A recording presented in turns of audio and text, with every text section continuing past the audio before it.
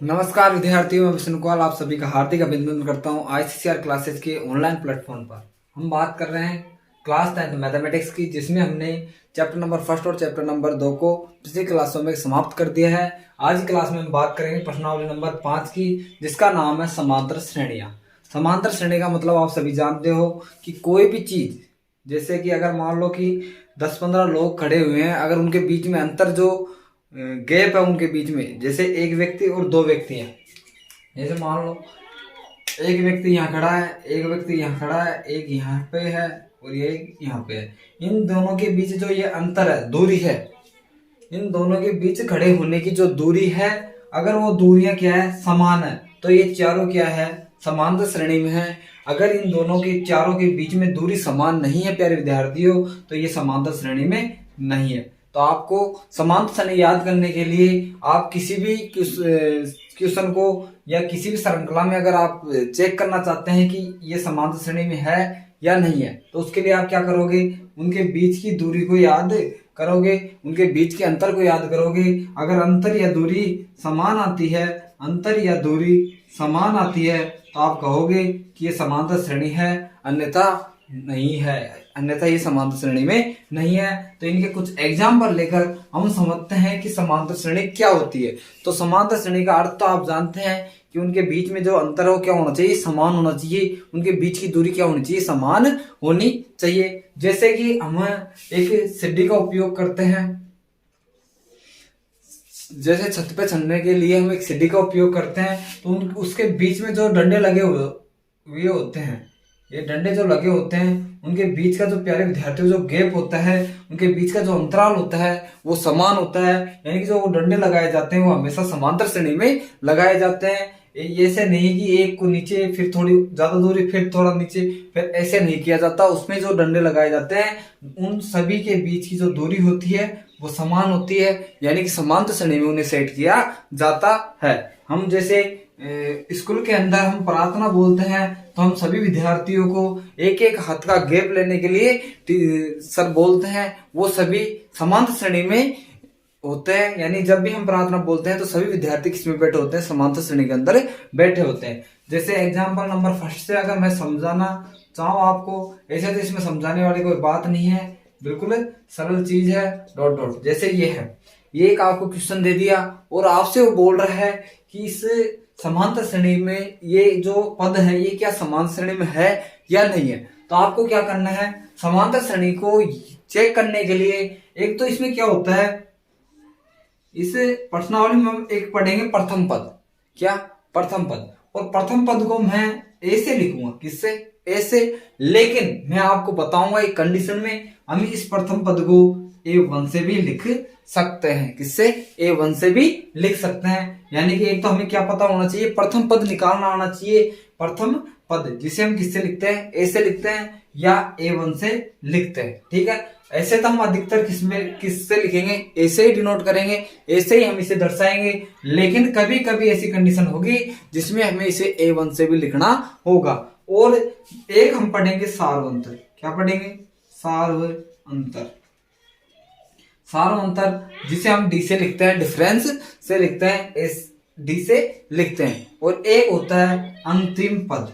क्या होता है, अंतिम पद, जिसे लिखते हैं एन से, किससे, एन से। जहां एन का मान क्या होगी, पदों की संख्या होगी। जहां जो एन है उसका मतलब क्या होता है, पदों की संख्या। जहां एन बराबर पदों की संख्या क्या होगी, पदों की संख्या। जहां एन बराबर क्या हो जाएगा, पदों की संख्या। तो एन क्या है, पदों की संख्या है। ए क्या है, प्रथम पद है। ए को या तो ए से लिखेंगे या A1 से लिखेंगे। सार्वंतर को डी से लिखते हैं। अंतिम पद एन है, अंतिम पद को एन से लिखेंगे। और जहां जो ए एन है, ये एन क्या होगा, पदों की संख्या होगी। तो प्यारे विद्यार्थियों, आपको यहां तक चीज समझ में आई होगी। अगर आपको मान लो कि इसका पद का पता लगाना है कि ये समांतर श्रेणी में है या नहीं है, तो मैं आपको एक चीज बताऊं, मैं ये व्यापक, हम जो बोलते हैं व्यापक समांतर श्रेणी लिखता हूं। क्या लेता हूं, एक व्यापक समांतर श्रेणी लेने पर एक समांतर श्रेणी लेता हूं A1 A2 A3 A4 A5 dot dot dot A है। जैसे मैं यहाँ डॉट डॉट डॉट 10 लग दूं, ठीक है। इस क्वेश्चन के माध्यम से मैं आपको इस चैप्टर की पूरी थ्योरी पूरा क्लियर कर दूंगा कि इस चैप्टर में क्या है और किस प्रकार हमें पढ़ना है। देखो, एक व्यापक समांतर श्रेणी की अगर मैं बात करूं तो आपको माननी है हमेशा A1 A2 A3 A4 A5 dot dot AN तक, ठीक है। अगर कहीं भी आपको अगर व्यापक समांतर श्रेणी माननी है या बोले कि A का मान ये है, D का मान ये, एक समांतर श्रेणी बनाइए, तो आपको हमेशा जो व्यापक समांतर श्रेणी लेनी है वो A1 A2 A3 A4 A5 A6 A7 dot dot dot AN तक लेनी है। ये 4 नहीं है, क्या है, N है, AN तक आपको लेनी है। इसके बाद इसमें बात आती है कि प्रथम पद कैसे याद करें, तो प्रथम पद को हम ऐसे लिखेंगे, लेकिन मैंने बोला कि इसे कभी कभी A1 से लिखते हैं। क्यों लिखते हैं? क्योंकि जो व्यापक समांतर श्रेणी हम मानते हैं वो A1 से मानते हैं। तो जो प्रथम पद होता है समांतर श्रेणी जहां से स्टार्ट होती है, जहां से शुरू होती है, जो उसका पहला पद होता है वही प्रथम पद कहलाता है। यानी A1 का मान कितना हो जाएगा, A1। ए का मान कितना हो जाएगा, A1, यानी A बराबर क्या है, A1। इसलिए मैं लिखता हूं प्रथम पद को हम A से भी लिख सकते हैं और A1 से भी लिख सकते हैं, क्योंकि ये दोनों क्या होते हैं, बराबर होते हैं। तो इस समान श्रेणी का प्रथम पद क्या है, A1, तो A का मान क्या होगा, A1। और सार्वंतर D का मतलब होता है आपस में, यानी कि लगातार दो पदों के बीच का अंतर। यानी कि जैसे ये लगातार है A1 A2, तो इन दोनों के बीच का अंतर क्या होगा, सार्वंतर होगा। ये दोनों लगातार है तो इन दोनों के बीच का अंतर क्या होगा, सार्वंतर होगा। ये दोनों लगातार तो इन दोनों के बीच का अंतर क्या होगा, सार्वंतर होगा। इन दोनों के बीच का अंतर क्या होगा, सार्वंतर। कोई भी दो लगातार पदों के बीच का अंतर क्या होगा, सार्वंतर होगा। ऐसे नहीं कि A1 और A3 माइनस A1 क्या हो जाए, सार्वंतर हो जाए। ये हमारा क्या हो जाएगा, गलत हो जाएगा। हमें लगातार दो पदों के बीच का अंतर लेना है, वही हमारा क्या होगा, सार्वंतर। यानी क्या हो जाए, A2 माइनस A1, ये क्या हो जाएगा, हमारा सार्वंतर हो जाएगा। हमेशा आपको इसी सूत्र का उपयोग करना है, या आप लगातार दो पदों को भी घटा सकते हैं, हमारा आंसर क्या आएगा, समान आएगा। या आप A3 माइनस A2 भी कर सकते हैं, A4 माइनस A3 भी कर सकते हैं। शर्त केवल ये है कि दोनों पद क्या होने चाहिए, लगातार होने चाहिए, लगातार आने वाले होने चाहिए। तो A और D का मान आपको याद करना आ गया होगा। ये तो क्या है, जहां से समांतर श्रेणी शुरू होगी वो पद, और D क्या है भाई, दूसरे पद में से पहले वाला पद घटा दो। यानी लगातार दो पदों के बीच का अंतर क्या होता है, सार्वंतर होता है। और अंतिम पद AN क्या हो जाएगा, अंतिम पद जहां श्रेणी समाप्त होगी। जो अंत में होता है वही क्या होता है, अंतिम पद। प्रथम पद जो प्रथम होगा, जो शुरू में होगा, जो पहला होगा वो क्या हो जाएगा, प्रथम पद हो जाएगा। जो अंत में होगा, लास्ट में होगा, जो अंत में लिखा जाएगा वो क्या हो जाएगा, अंतिम पद हो जाएगा। और N क्या है, N क्या है, पदों की संख्या, पदों की संख्या। N क्या है, पदों की संख्या। इस समांतर श्रेणी में कितने पद है, ठीक है। तो इसको मैं डॉट डॉट न लिखकर अगर पूरी लिख दूं,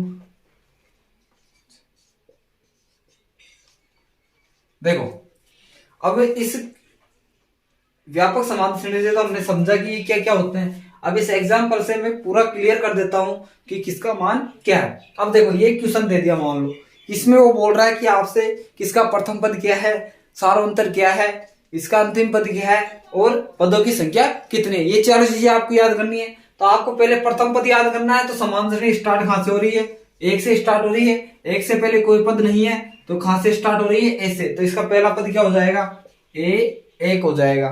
और सार्वंतर क्या है, D, A2 माइनस A1, यानी लगातार दो पदों के बीच का अंतर। ये दो पद हो गए लगातार, या ये दो पद हो गए लगातार, ये दो पद लगातार हो गए, ये दो पद लगातार हो गए, ये दो पद लगातार हो गए। तो इनके बीच का जो अंतर आएगा वो क्या आ जाएगा, सार्वंतर हो जाएगा।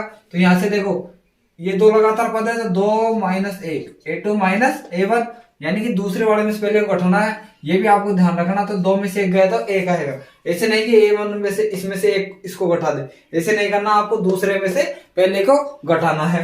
इसके बाद अंतिम पद क्या है भाई, समांतर श्रेणी समाप्त कहां हो रही है, यहाँ स्टार्ट है, यहाँ चल रही है। और यहाँ 10 के बाद यहाँ पर कोई भी संख्या नहीं है, यानी कि समाप्त किस पे हो रही है, 10 पे हो रही है। यानी कि इसका अंतिम पद क्या होगा, 10 होगा। और N क्या है, पदों की संख्या है। तो इसमें कितने पद हैं, 1 2 3 4 5 6 7 8, 9, 10 कितने पद है? 10। तो पदों की संख्या कितनी है प्यारे विद्यार्थियों? 10 है। पदों की संख्या कितनी है? 10 है। n पदों की संख्या कितनी है? 10 है। तो ये चारों चीजें आपको याद करना आई होगी कि पहला पद एक सार्वंतर क्या होता है? दो लगातार पदों के बीच का अंतर। और n जो समांतर श्रेणी का अंतिम पद होता है। और n क्या होता है? पदों की संख्या होती है। तो ये चीजें आपको समझ में आई होगी। अब हम बात करते हैं प्रश्नावली नंबर, इन्हीं चीजों के बारे में प्रश्नावली नंबर आपको एक में क्वेश्चन देखना पड़ेगा 5.1 की हम बात कर। इसमें जो हमारा क्वेश्चन नंबर फर्स्ट है उसकी हम बात करते हैं।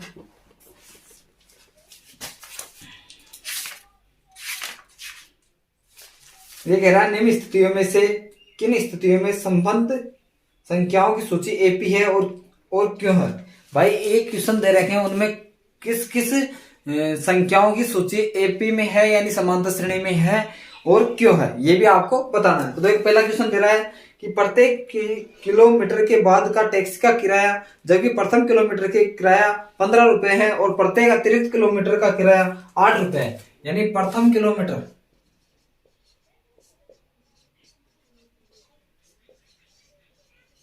का तो 15 रुपए और अतिरिक्त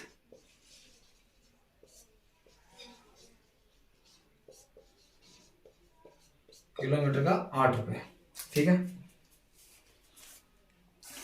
अब इसके संबंध से बनानी है। देखो अगर मान लो कि हम यहां पर है और हमें यहां से 3 किलोमीटर जाना है।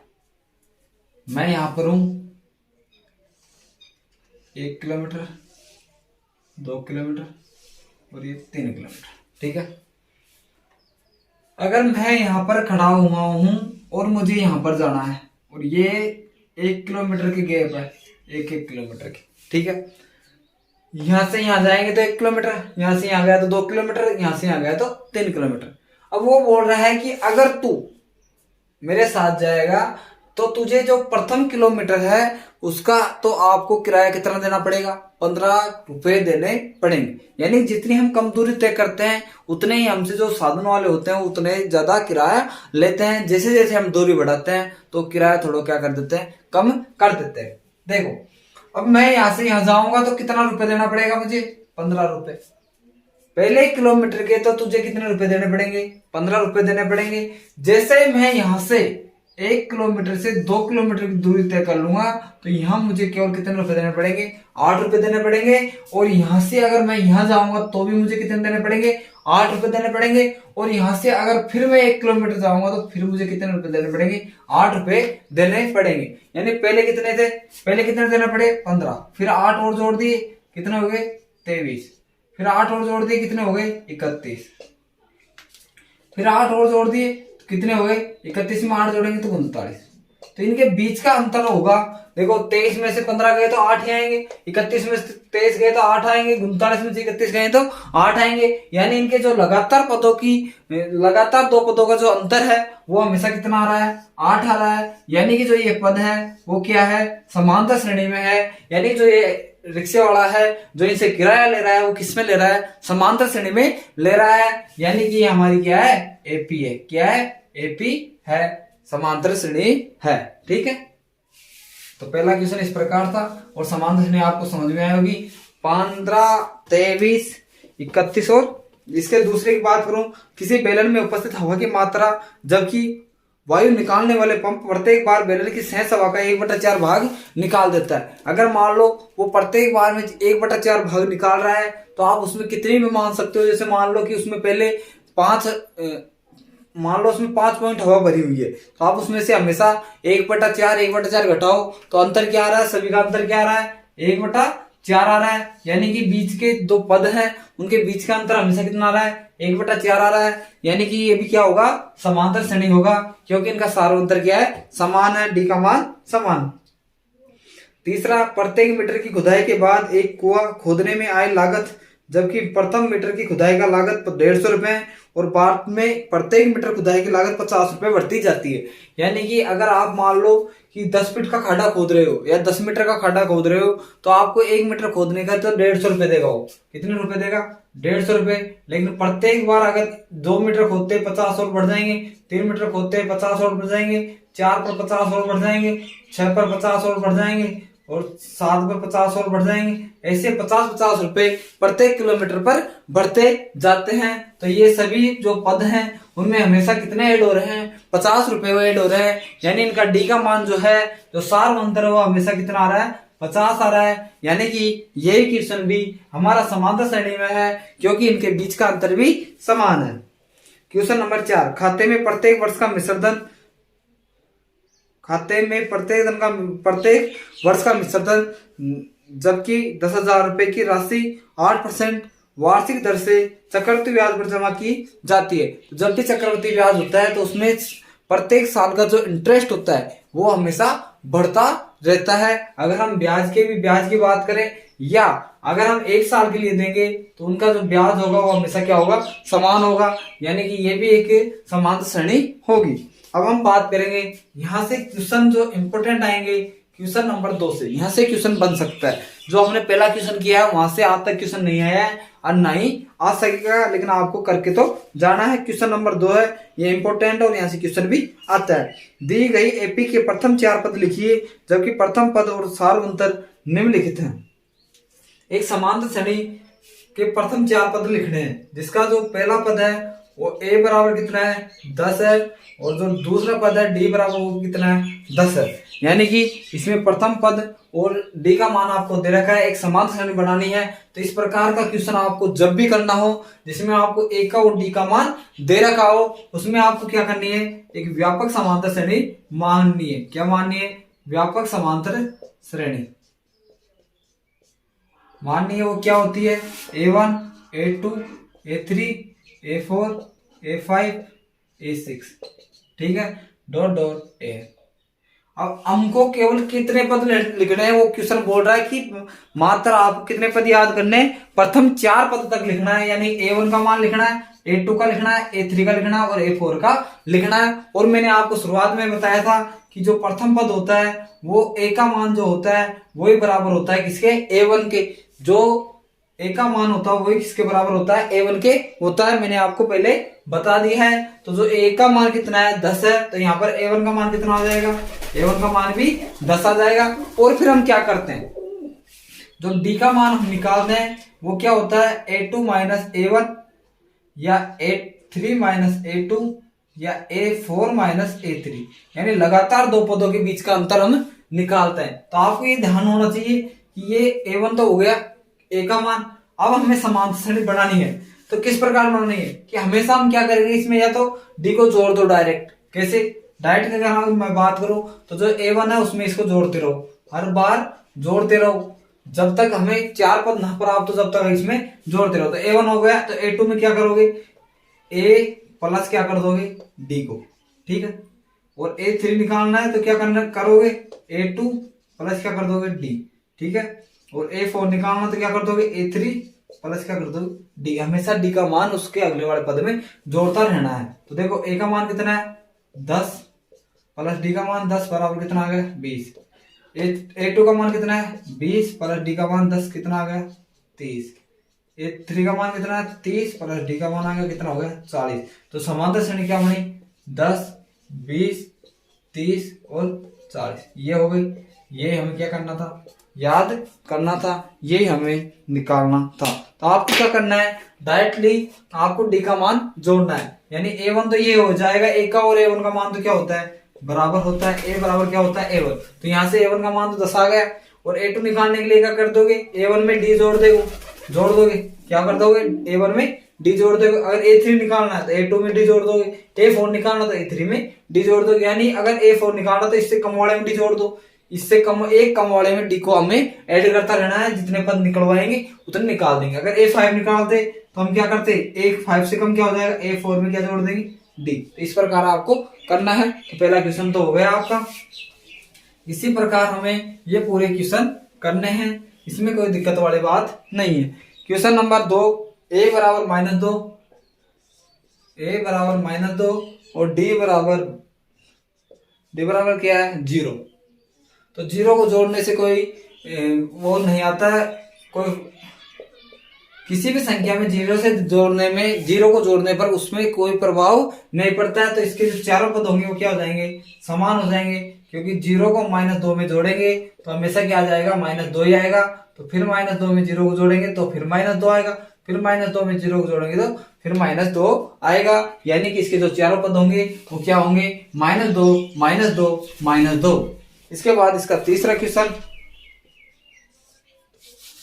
वो क्या है,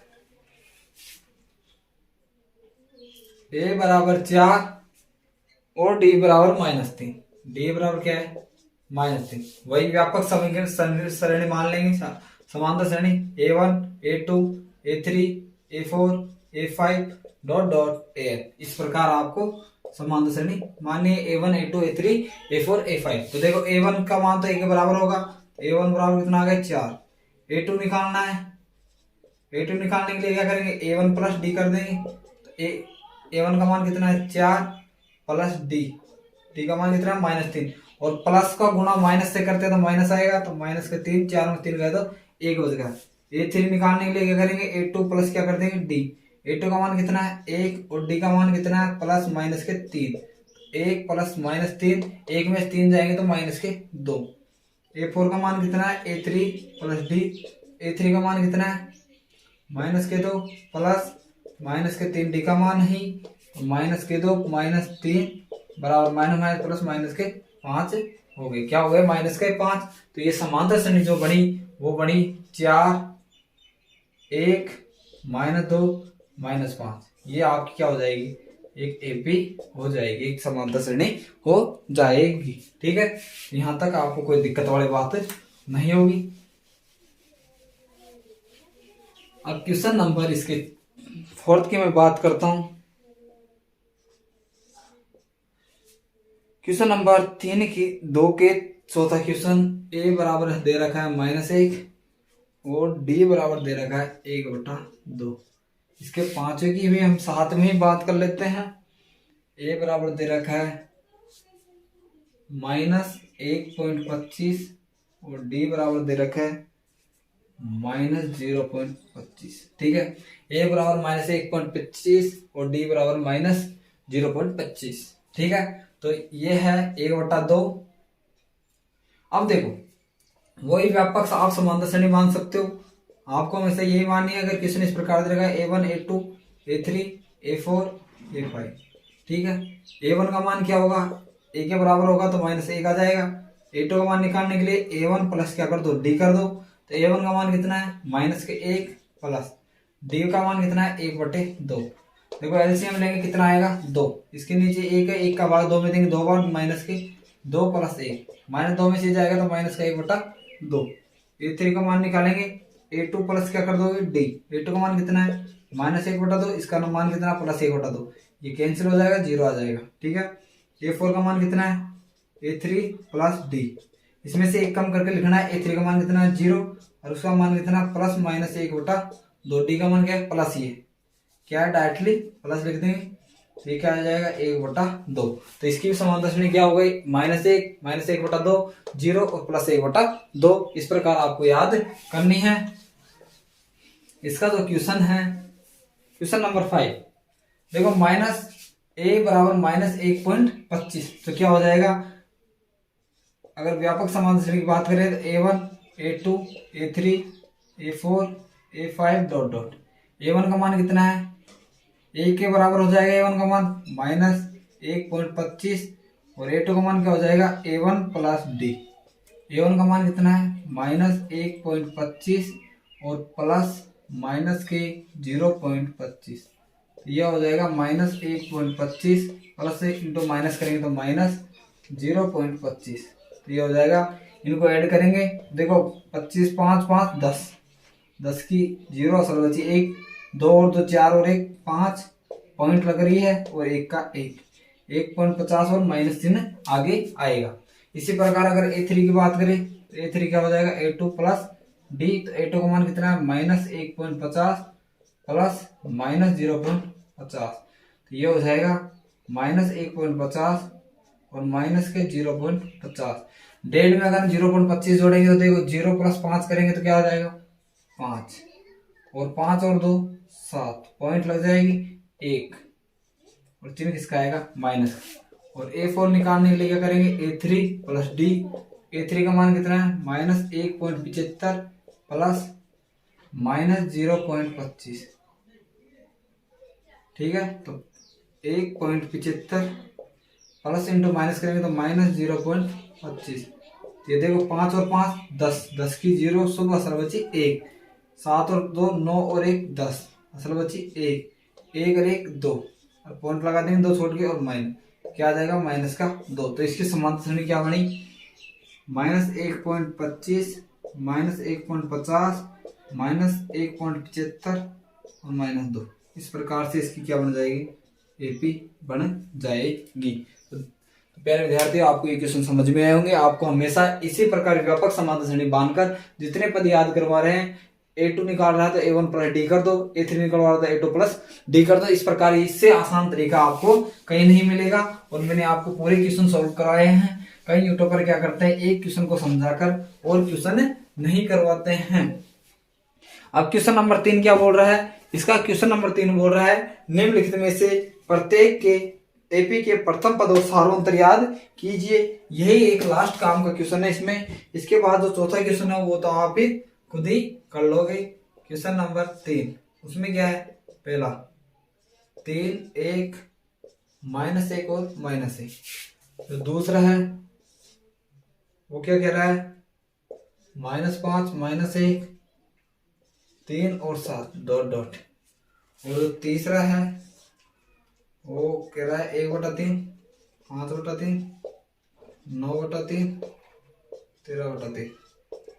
और जो चौथा है वो बोल रहा है 0.6 1.7 2.8 3.9 डॉट डॉट। इस प्रकार से करना है। अब देखो, मैंने आपको अभी बताया था एग्जाम्पल के रूप में कि जब भी समांतर श्रेणी का प्रथम और सार्वंतर, अगर वो बोले कि इसका प्रथम पद याद कीजिए और यह सार्वंतर याद, इस प्रकार से आप क्वेश्चन देगा और वो बोलेगा कि इसका प्रथम पद याद कीजिए और सार्वंतर याद कीजिए। तो प्रथम पद तो आप सभी जानते हैं, जहां से समांतर श्रेणी स्टार्ट हो रही है। तो यहाँ स्टार्ट कहां से हो रही है, 3 से, तो ये तो क्या हो गया प्रथम पद। और जो दूसरा पद, जो दूसरी चीज निकालनी है सार्वंतर, यानी कि डिफरेंस इन दोनों के बीच का, तो दो लगातार पदों के बीच का अंतर है, ये क्या हो जाएगा A1 हो जाएगा, ये A2 A3 या A4 क्या हो जाएगा A4। या तो इन दोनों को घटा दो या इन दोनों को घटाओगे या इन दोनों को घटा दो। तो क्या कर देंगे हम, A2 माइनस क्या कर देंगे A1। A2 का मान कितना है 1 और A1 का मान कितना है 3। तो 1 में से 3 गए तो माइनस के 2। तो D का मान कितना आएगा, D बराबर -1 माइनस के 2। अब यहां से देखो, यहाँ A का मान तो सब निकाल दोगे, A बराबर कितना है -5, क्योंकि जहां से समांतर श्रेणी स्टार्ट हो रही है वही क्या होगा, प्रथम पद होगा। और कई विद्यार्थियों को ये चीज भी नहीं आती है कि प्रथम पद कैसे याद किया जाता है। और ये जब आपको याद करना नहीं आएगा तो आप बाकी क्वेश्चन नहीं कर सकते और इस सरल एक्सरसाइज को भी आप कठिनाई की तरफ ले जाते हो। तो प्रथम पद जहां से समांतर श्रेणी स्टार्ट होगी। और D का मान कैसे निकालते हैं, A2 माइनस A1। A2 का मान कितना है, माइनस का 1 और माइनस चिन्ह और माइनस का 5 है। ये आपको विशेष ध्यान रखना है कि अगर संख्या माइनस की है तो आपको हमेशा ब्रैकेट में लिखना है। तो देखो -1 माइनस माइनस प्लस हो जाएगा और 5 में से 1 गया कितना बचेगा 4। तो यहाँ पर D का मान कितना है 4। इसी प्रकार यहाँ से A का मान कितना हो जाएगा 1/3। D का मान निकालने के लिए A2 माइनस A1, A2 का मान कितना है 5/3 माइनस 1/3। तो देखो इसमें 3 लघुत्तम आ जाएगा। तो 5 3 का भाग 3 में एक बार, 1 का गुणा करेंगे 5 एकम 5, 5 माइनस 1, तो 5 में से 1 गए तो 4/3। इसी प्रकार A बराबर कितना हो जाएगा 0.6 और D बराबर हो जाएगा 1.7 माइनस 0.6, क्योंकि A2 माइनस A1। तो D बराबर 7 में 6 गए तो 1 पॉइंट और 1 में 0 गया तो 1, तो 1.1। ये क्या हो गया, सार्वंतर हो गया। तो इस प्रकार इसके चारों क्वेश्चन हो गए। A का और D का मान हमको याद करना आ गया होगा। अब क्वेश्चन नंबर जो 5 है 4 है, निम्नलिखित में से कौन सी एपी है, यदि कोई एपी है तो इसका सार्वंतर याद कीजिए या इनके 3 पद लिखिए। तो इसमें आपको क्या करना है, जो समांतर श्रेणी है उसके A और D के मान याद, यानी कि आपको D के केवल मान याद करके देखने हैं। अगर D के मान 2 बार आपको D का मान याद करना है। अगर D का मान समान आ रहा है, एक क्वेश्चन में इसका समझा देता हूं, उसके बाद आप खुद कर सकते हो। अगर कोई क्वेश्चन ना आए उसमें से तो आप कमेंट बॉक्स में उसे भेज सकते हैं लिखकर कि भाई इसका ये क्वेश्चन हमें समझ में नहीं आया, तो मैं उसको अगली क्लास में करवा दूंगा। जिससे क्वेश्चन नंबर जो 4 है उसका पहला दे रखा है वो है 2, 4, 8 और 16 ये दे रखा है। तो इसमें हमें समान, एक तो देखो a बराबर तो 2 हो गए, a से तो हमें मतलब नहीं, d का मान हमें निकालना है, तो एक तो a2 माइनस a1 कर लेंगे, a2 माइनस a1, ठीक है। एक और निकालना पड़ेगा क्योंकि 2-3 बार अगर हम चेक करेंगे, अगर 2-3 बार d का मान समान आएगा जब हम कह पाएंगे ये समांतर श्रेणी है, अन्यथा हम नहीं कह सकते। तो यहाँ से d का मान निकालेंगे तो a2 का मान कितना है 4 और a1 का मान कितना 2, 4 में 2 गए तो 2। अब यहाँ निकालेंगे तो क्या करेंगे, a3 में से a2 घटाएंगे तो a3 माइनस a2, a3 का मान कितना है 8, a2 का मान कितना है 4, 8 में 4 गया तो 4। फिर d का मान निकाले तो a4 में से क्या करेंगे, a4 में से क्या निकाल देंगे a3 को, a4 का मान कितना है 16 और a3 का मान कितना है 8, 16 में से 8 गए तो 8। तो ये देखो यहाँ पर 2 आया, यहाँ पर 4 आया, यहाँ पर 8 आया, क्या d का मान समान आ रहा है, क्या नहीं आ रहा। तो d का मान जब समान ही नहीं आ रहा तो हम कह देंगे कि ये समांतर श्रेणी नहीं है, क्योंकि यहाँ पर जो सार्व अंतर है, पदों के बीच का अंतर है, वो समान नहीं है। तो यहाँ तक आपको चीजें समझ में आई होगी। आज जितनी बेसिक पढ़ी आपको समझ में आए होंगे। मैंने जो क्वेश्चन किए वो आपको अच्छे लगे हो तो वीडियो को लाइक करना है और अधिक से अधिक साथियों तक शेयर करना है और चैनल को जरूर सब्सक्राइब करना है। इसी के साथ आज की क्लास समाप्त करते हैं। धन्यवाद साथी।